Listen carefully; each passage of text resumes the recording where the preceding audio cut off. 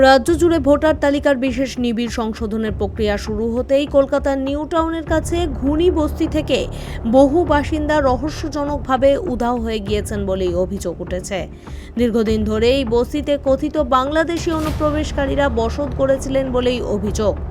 স্থানীয় সূত্রে খবর, বেতের তৈরি মাছ ধরার বাক্সের নামানুসারে পরিচিত এই ঘুনি এলাকায় একসময় বহু মানুষের আনাগোনা ছিল, কিন্তু এসআইআর প্রক্রিয়া শুরুর পর থেকেই এখানকার চিত্র পাল্টে যায়।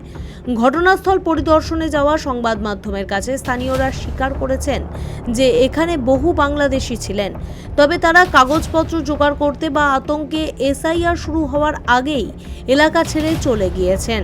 এক বাসিন্দা বলেন, বিহারে এসআইআর শুরু হওয়ার সময় থেকেই তারা চলে যেতে শুরু করেন।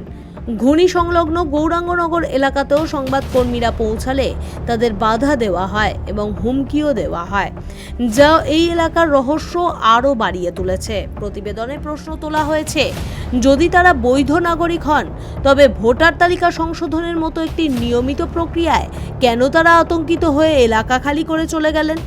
কলকাতার বুকে নিউ টাউনের মতো গুরুত্বপূর্ণ এলাকায় প্রশাসনের নজর এড়িয়ে কিভাবে এই বসতি গড়ে উঠেছিল তা নিয়েই উঠছে প্রশ্ন।